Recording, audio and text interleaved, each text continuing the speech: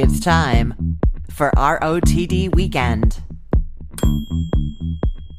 I have been teasing a little bit about the upcoming Cook for Two venture that I'm doing for a while. I will tell you that if you thought it was going to launch by now, you are correct. It got a little bit delayed for technical reasons. We are pretty much ready to go, but where it had to live on the websites and all of that became extremely complicated. But yeah, so if you are somebody who is cooking for a small household, you are going to have some very exciting stuff coming from me very soon. I'm going to tell you a tiny bit more about it now. So it is called Cook for Two, and it is really inspired by a lot of my own journey where when I first was divorced and cooking for like me and my younger kids, the way I cooked really changed immediately. But then as they got older, I started to really feel this different shift from week to week. The week that they're with me, and often by then Marty was here too. There's 4 of us, I'm cooking for 4, and then they go to their dad's and I'm cooking for 2, and how I shopped and how my fridge was organized and how I dealt with leftovers, all of that was extremely different on the weeks that they were with me than when they weren't. And that's when I started to have this feeling that like there was something here and the strategies underlying it were very different. And now that my kids are even older still, I mean, one of them is heading off to college soon, and he drives. They're not always here for dinners. It's kind of all over the place. It's gotten even more challenging. And also, I will say that with the cost of groceries, having the right amounts of things and trying really hard to not waste has become so much more important that I had these really deep realizations about how the grocery stores and the packaging of the foods at the grocery stores are not designed for small households. You see family-sized stuff everywhere, which means big. You don't see small household-sized stuff. It's harder to find the small amounts, or they cost more, or I don't know, they're just less convenient, and you feel like you're spending more money because the bulk is cheaper, So all of that, it's just all these realizations I've been having. And then also, the realizations about what it's like to reduce recipes. When you have a recipe that's for 4 or 6 people and you only want it to be for 2 people, it's easy enough to have the ingredients, just cut everything in half, but not always. If something calls for a can of diced tomatoes, now you have half a can of diced tomatoes in your fridge. Or, a lot of recipes will call for a whole bell pepper. You always have that extra half bell pepper. And then quite often I would find myself, okay, fine, I'll just make the full recipe for 4 and I'll have leftovers. But we would have so much leftovers and I would freeze things. We have so many things in the freezer going freezer burnt in the freezer. So like the management strategies about what to do, how to cook the exact amount that I want, and how to manage the leftovers, manage the freezer, all of that became very important in my own life while I was at the same time working on all these family recipes for the websites. My sites since the beginning were recipes for 4 and 6 for families, talking about picky eaters, a lot of basics and how-tos, definitely not a focus on small households and smaller portions and all that leftover management, all the stuff that I was talking about. So while I was testing and developing recipes for the websites for families, for larger groups, I shouldn't call small households not families. Of course, we are families. But while I was working on those larger sized recipes for the websites, my actual cooking at home was quite a bit different day to day. And so this is really the long story I'm telling you about the idea behind where a lot of this came from. And what I really wanted was for this new idea, the cooking for 2, recipes for 2, and the strategies for managing all of this, I wanted it to be in a separate place, not on Cook the Story or the Cookful, and not to get mixed up and mixed in with all of that, which I think would be confusing for people who aren't interested in that, but also confusing for those of us who are, because it's all like mixed up in there, and how do you find it? So I wanted a separate place, and I wanted it to involve space for us to talk a little bit more and share ideas and share struggles and celebrate together also our wins and our joys and our delicious food. So that is what I've been working on for, I guess it's like 8 months now. And it is, like I said, it is ready. We just have some technical details that we are working through, and I'm hoping to be able to tell you about it very soon. You may have already noticed that I've started putting up some recipes for 2 up on thecookful.com. So those are slowly going up there just to sort of get the ideas out there, see what's resonating with people. But yeah, in the next week or so, maybe 2 weeks, I am hoping to fully launch Cook for Two, and you'll be able to see it and participate. And I'm really, really excited. And yeah, I guess I'm teasing you about it again because I don't have anything for you to go look at, but I wanted to tell you that I know that I've mentioned it and I keep mentioning that it's coming, and it really, really is coming, and it's really, really soon. Now, here's what I'm going to say. Today, I am playing an interview from before. So this is a repeat interview that I've shared with you, over a year ago, but from a while ago. And it is actually a mom talking about how she is feeding her younger children and her strategies. And I was listening, trying to choose an interview to play for today because I didn't have a new one ready. And, I'm busy getting this new whole venture ready to launch. So I didn't have a new one ready. And I was listening, and when it first started, I'm listening to it and I'm like, oh, no, I want to gear things right now more to the smaller household or Cook for Two or Thanksgiving because we're in November. But I was listening and I was like, you know what? Even though she's talking about, one pan cooking 30-minute meals, feeding her children, picky children, when people like different foods. And I was like, there is still something in here that is totally applicable to small households, but it's spun on its head in a weird way. So I think that when you're cooking for a larger household, when your children are there, you are cooking for them, trying to make sure that they eat, trying to make sure that they're getting the healthy foods that they need, trying to make sure that it fits into their busy life schedule and into your schedule. And so a lot of the strategies that we employ, for instance, the one pan meals, the 30-minute meals, those sorts of things are there for that, fitting into that schedule, working parent, like busy, and all of those things. And so those are the strategies. And then I'm thinking about, okay, when you're cooking for two, you have to figure out the portions and making things smaller. So you're going to be doing that. But also those strategies about, a sheet pan dinner that's just one pan in the oven, less dishes, maybe, just a little bit less effort. Sometimes it doesn't feel worth it to cook for just one or two. And like maybe you don't really want to do it if you don't have your kids to cook for. And so making this delicious but easy and faster, that's part of it. But for different reasons, the motivations are different. So some of the strategies, one pan meals, 30-minute meals, assembly dinners, some of the food prep, some of it is the same. It's done a little bit differently, but some of it is very much the same. I think just the reasons and the psychology behind it are a little bit different. So anyhow, I have decided to choose this conversation to play for you today, even though it is not super aligned with cooking for small households, but I think there are some great tips and strategies in there. So the conversation is between me and Christine McMichael from Jar of Lemons, and we are talking about cooking for a family with picky eaters and doing things quickly and those great strategies. And of course, Christine has a delicious recipe to share with us as well. Let us listen to my conversation with Christine McMichael from Jar of Lemons.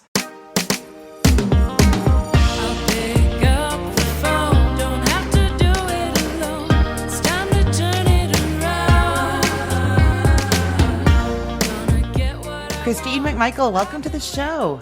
Thank you. Thank you for having me. I'm excited to be here. I'm excited to be here too. You're like taking me back to a time that is almost a distant memory, but very fond. So you have little ones. How old are your kids? They are 1, 3, and okay, hold on. They just had birthdays. So 1, 4, and 6. You're a mom of multiples when you're like, oh, wait, that's not their ages. Yeah, no, for sure. Yeah. So they're still young, and you are a food blogger like I am. And so you are feeding them and writing about these recipes. And your goal is to get healthy meals on the table quickly for your family on busy weeknights. Can you tell me one of your strategies for these quick meals? Yeah. So I am all about a one pan or one dish, one casserole dish recipe, because I think one of the funniest things about being a recipe developer is I hate doing dishes. Like I hate it more than cooking, more than like a long recipe. I will do anything to not have dishes. So that's a big part of it for me, is like there's something about like a one dish, one pan meal that feels, I don't know, like really complete and easy. But then I also do a lot of prep in advance to be able to get a meal done quickly. So on the weekends, I do a lot of like semi prep. I don't do like full meal preps where I'm like making a whole recipe and Mhm. then taking the portions. I will just cook a bunch of rice or quinoa and have it ready to go for the week. Or I'll make chicken. I'm also in a phase where my toddler isn't going to eat like something with a bunch of sauce on it. Like she just eats like steamed or like cooked, lightly cooked chicken with maybe a little bit of seasoning. Mhm. So I'll just make a big batch of that. And then that chicken is like a blank slate to use in different recipes. That's kind of always been the way I approached it with kids. Well, and that's a good strategy for if you have picky eaters too, because you can make that bland batch of chicken. And then when you're making your pasta or whatever you're doing that night for the rest of you, pull hers out and leave it to the Right. side, right? And it doesn't have to Yes, get everything exactly. that everybody else is getting. And I remember when mine were that little, like they didn't care if they were eating what we were eating. They were most delighted if it was their like chicken and rice, very similar, and like carrots. Like they just, oh, yay, Yes. this is what I want. Yeah. Like a piece of bread with peanut butter on it. And I they're like, know. oh, this is a great dinner. Yeah, Yeah. yeah. Well, we used to do, well, we still do. We did it last night. One of my go-tos for our family, and especially, so last night we had neighbors over and one of them is vegetarian. And so, we do like burrito bowls. So I did like a flank steak, sliced it thin, we had rice and then all the toppings and did beans and stuff so that vegetarian can have the same thing as everybody else and the rest of us have the flank steak. But then also the kids can take which vegetables they want. But back like when they were little like yours, they didn't pile everything up. So they would call this dinner, and we still sometimes say this, they would call this dinner piles of stuff because it was their pile of tomatoes, pile of rice, and they So had like great. 3 or 4 little piles of just what they wanted and not this mound of like everything mixed together. They don't want all those. There's something about that. Yeah. Yeah, I just want to identify this broccoli in my mouth and do not let it have any other flavors on it. That's so funny. So when you're focusing on the one pan meals, I have preferences here. Do you have a preference between like one pan in the oven, one pot, like stew pot on the stove, or like skillet dinners? Do you have favorites among those? It depends on the time of year. Hmm. Like if it's fall or winter, for sure, I love like a good stew or soup in my Dutch oven. But in the summer, I love to make like I love my cast iron skillet. Hmm. I have a Hmm. really big one. I like to start things on the stovetop and then move them to the oven. That is my favorite method. And then just like throw a sauce over it, serve it over rice. That's Hmm. always been like my favorite thing. Yeah, no, I like that too. I don't know, these days I feel like I've been at the stove more than normal and I'm not sure why, but when you can put everything in the oven and walk away, even if it's gonna take, Yes. so I mean, you're trying for 30 minutes, but like busy weeknight, if I can get like a big pan of, chicken and potatoes, veggies, whatever, and throw it in the oven and just walk away, even if Yeah. it's going to take a while, I am just hands off that whole time and I can go do something else. So it's just as quick. Yeah, and mentally it feels good of like, okay, the prep time is done. Now it's going to be ready in 30 minutes or Hmm. whatever. Hmm. So do you in your weekend meal prep that you're doing, rice, quinoa, chicken, do you prep any veggies too, or do you do that more on the day? I do that more as I go, just depending on what I'm making that week. And also, I'm like crazy about not wasting food. So if it depends what I have left over, especially Hmm. since I test a lot of recipes, I make a lot, I cook a lot. And so I always have like random ingredients left over. My husband makes fun of me because I will like turn anything into a chili. I'm like, it's leftover fridge day. We're making chili. And he's like, that doesn't go in a chili. I'm But like, does I will it prove you taste wrong. good? Does it taste good? It's his, I think it does. Yes, he does too. But he's always like, that's an interesting combination. That was creative for sure. Oh, But that's that's just like funny. our leftover. Like, I just need to like clean out the fridge. I do, if I have like leftover carrots, I'll oftentimes just steam a bunch for my kids because we are still my baby's learning how to eat foods. And so Mhm. she will do a lot of like steamed carrots and sweet potatoes and things like that. And then I'll roast them for the kids as well, or toss them in like some kind of sauce with meat. And then they love that too. Nice. I love that. Well, now, Christine, You have brought a surprise recipe for me today. Is it a 30-minute meal? It's not a 30-minute Ah, meal, but it is a 45-minute meal. wonderful. And most of my recipes are 30, and that is what I typically go for. But every once in a while, there's one like you just have to make because it's so easy and like the flavors are just next level. So that's this one that I'm bringing today. Well, and I think sometimes like I can make things in 30 minutes, but that can be stressful sometimes, right? Like that's a Yes, full on 30 minutes of work. Whereas sometimes when, like we were just talking about, it might be 45 minutes, but some of it is hands off or some of it, or you're more like, stirring risotto on the stove and you're like more relaxed about it. There's right, different, right. okay. So 45-minute meal. What are you telling me about today? Okay, so these are my honey sesame chicken meal prep bowls. And I Ooh. call them meal prep, but they don't have to be like I actually make these all the time just for dinner. Or you can like partially prep things and then finish it during the week. But it's crispy, lightly fried chicken Mm. in this cornstarch seasoning texture. And then there's a honey sesame sauce that goes over the whole thing over rice and sauteed veggies. And it's so simple, but the flavors are so good.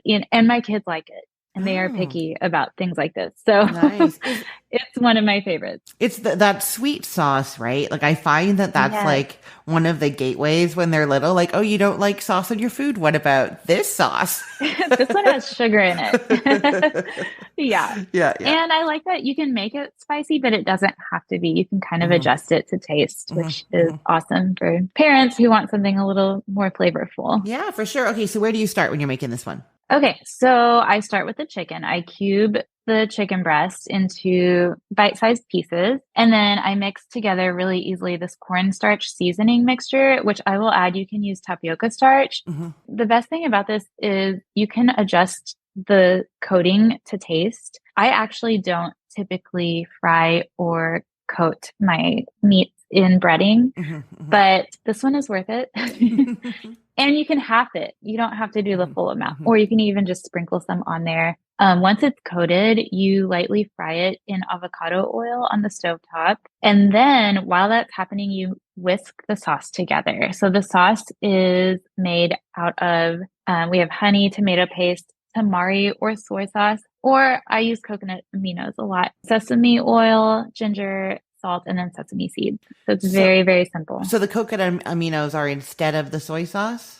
Correct. And Yeah. why would you choose them over the soy sauce? They have less sodium. They're a healthier alternative. Hmm. And I will add though, if you use coconut aminos, the sauce will be less salty. It'll be a little bit sweeter, slightly less salty, but Hmm. it's just a better for you alternative. Hmm. So if you want that super salty taste, you might just stick with soy sauce. Hmm. Tamari is a gluten-free alternative. So there's a lot of options there. Hmm. And then once you whisk that sauce together, you actually take the chicken out of the pan and put it in the sauce to let it soak up that sauce into the Oh. breading. And then the veggies, which are, Wait, so the chicken comes out of the pan and goes into the sauce, and then that cornstarch coating kind of soaks it up. Does it end up kind of like glazed?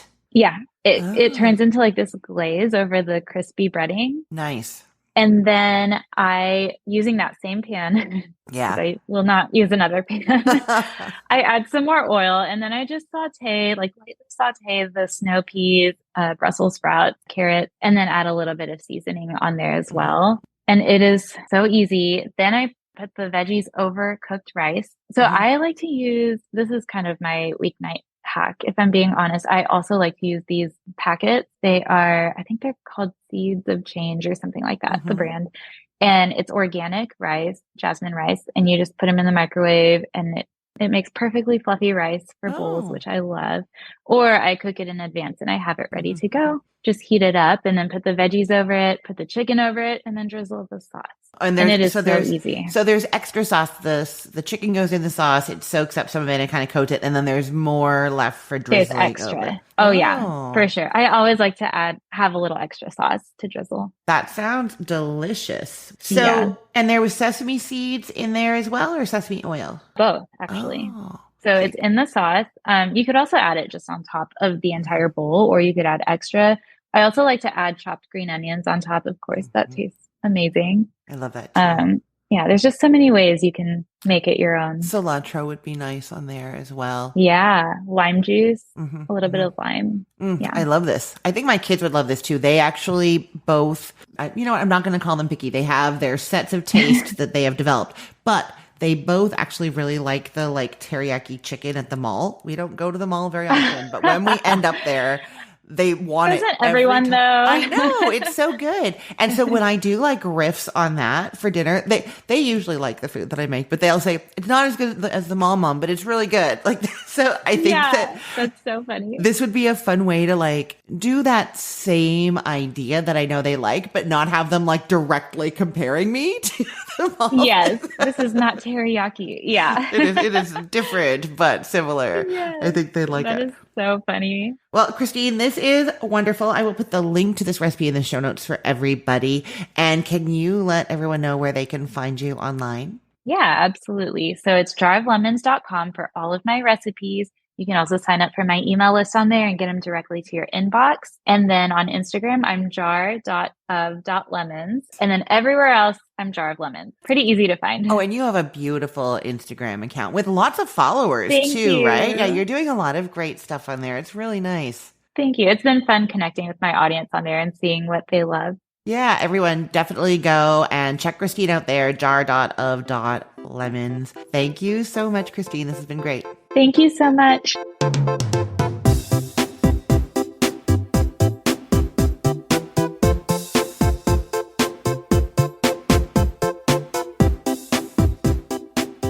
Yes, that sweet sauce is always going to make everything taste better. I will say that that strategy worked really well when my kids were younger, putting something sweet on a food that they normally wouldn't like, and then it stopped working. My daughter has been pretty adamant for the last year that she does not like sweet flavors on her meat, chicken, fish, anything like that. So we are not doing that these days, which is really unfortunate. I will say though, one of the perks of getting to cook for two sometimes is that you do get more of the things that you love. The more people you have, the more different flavors and tastes you need to take into account. The fewer people, the more you get the things you love more often because there are fewer tastes to take care of. I really notice that all the time. And of course, as you know, if you've been listening to the show, when I get to be on my own for dinner, that is one of my favorite things because I get to make exactly what I like. Oh, I literally told you about that this week. I was telling you about that chicken curry in a hurry recipe that I make when the kids and Marty aren't here because it's exactly enough for two people, but Marty doesn't like curry powder. So I make it when he's not here and I get enough for my dinner one day and then some for lunch the next day. And I love it so much. I get to have my curry when nobody else is here. So many, many perks when you're cooking for less people. That's one of them. And then you just need to know these strategies, which I'll be coming to you with very soon. So I want to say a big thank you to Christine McMichael and make sure you go and check her out, jaroflemons.com. And she also has a really nice Instagram page. If you're on Instagram, she is jar.of.lemons. And yeah, really beautiful. Lots of nice recipes there. You will love that. Okay, so now I am supposed to tell you what I'm doing in my kitchen this week. And I'm going to say I actually don't know, which is crazy, but I am caught up on a lot of things. But Jen is coming over on Monday. And usually when she comes over, we have a big, massive cooking day and I have a whole bunch of things that I need to finish up and get through. And I'm really kind of caught up, which means we're probably starting on a whole bunch of new stuff, which is really exciting, except that I haven't really thought through what I want that new stuff to be. I guess I have a lot of the things already done that are for the websites and for the podcast and for social media to carry us through the holiday season, because we always work, a couple months ahead, and I just haven't thought that far ahead into January. I do know that I am working on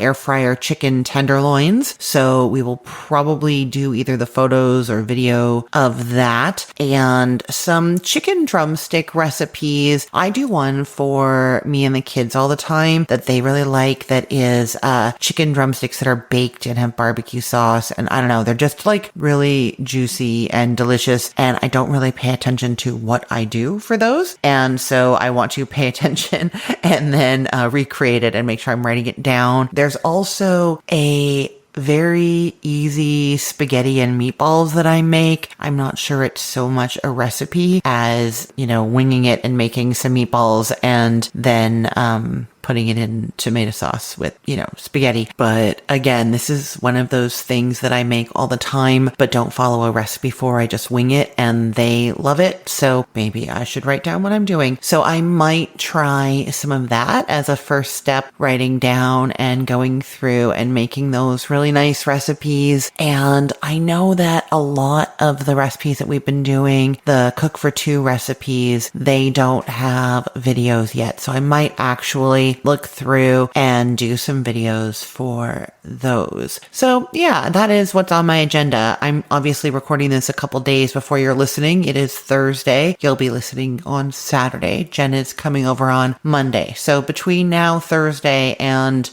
Sunday afternoon, when I need to do the grocery shop, I have to decide what we're doing. It kind of feels nice to not have like a whole bunch of you must do these things on my list, and instead a lot of space. I mentioned the spaghetti and the chicken drumsticks, but they're not like for sure decided on, so I could change my mind between now and then. Yeah, I think I'm feeling pretty good about that. Pretty chill. I like that feeling. But yeah, it means that I don't have anything really concrete to tell you. But things will be happening in my kitchen. I just don't know what. As to what is new on the website, there were some new recipes that went up this past week. One is for air fryer turkey tenderloins. I will tell you, if you just love turkey and can't get enough of it at Thanksgiving, this is a great option. The turkey tenderloins are white meat. They are from the breast, but a very tender part of the breast, and they cook up really quickly and are really convenient and easy to do. They are great for weeknight dinners, great to have instead of chicken in any of your recipes, and I actually like them for if I'm doing a small turkey dinner, like for me and Marty when the kids aren't here for Thanksgiving, that kind of thing. It's a great option, and they turn out fantastic in the air fryer. So that went up on cookthestory.com this week. And then also this past week, a recipe for two. I told you that I've been doing some of those. It's the pancakes for two. This is when you are craving that like real Saturday morning breakfast, but don't want a big batch. You just want enough. You don't want leftovers. This makes the exact right amount for two. And there's a little bit of ground flaxseed meal in them. That is optional, but just makes them a little bit more healthy. And then you can add blueberries or not. There's instructions for what to do for that. And actually coming soon, I have a version of this recipe that I am obsessed with that is pancakes for dinner. And that is not part of this pancakes for two recipe, but I'm just going to tell you about it because I love it. Basically, you do the pancakes, but you put them on a bed of arugula or baby spinach leaves, and you put a little bit of prosciutto on top and either like walnuts or pine nuts. I like a few little fennel seeds up there. I'm not sure why. Oh no, I do know why. It's because there's also apple slices. Apple and prosciutto and fennel and maple syrup and arugula with the pancakes. It is so delicious and amazing. You feel like you're having a fancy dinner, but the pancakes are as quick as pancakes usually are, and you get this delicious dinner. I love it. So that recipe is coming soon, not yet. The pancakes for two is up on the Cookful this past week. I can never remember how far back I've gone in telling you what's new. In case I didn't tell you last week, there is a quick chili for two recipe up on the Cookful that's new, and my favorite mulled wine recipe is on Cook the Story. I told you about the curry. I mentioned that already. Curry in a Hurry is up on the Cookful. So yeah, those are the new things. If you are curious about any of these links, you can look in the show notes for this podcast episode or go to cookthestory.com/ROTD. Everything there is arranged by date. So you're looking for the November 8th episode from 2025. If you click on that, you will find all the links to everything that I've talked about right there for you. Okay, I want to say a big thank you to Christine McMichael from jaroflemons.com. And thank you to you for listening and for being there with me as I ramble about this Cook for Two venture that I'm still teasing about, but not telling you fully, but sort of telling you about. You understand. It is coming, I promise. And thank you for your patience and for all of your support. I know that lots of you are interested. I've been getting emails and things, and I really appreciate it. I promise it is coming. Thank you for listening. I'm Christine Pittman from cookthestory.com, thecookful.com, the all-new chicken cookbook, and from this podcast, Recipe of the Day. I hope you have a great weekend. Let's get cooking.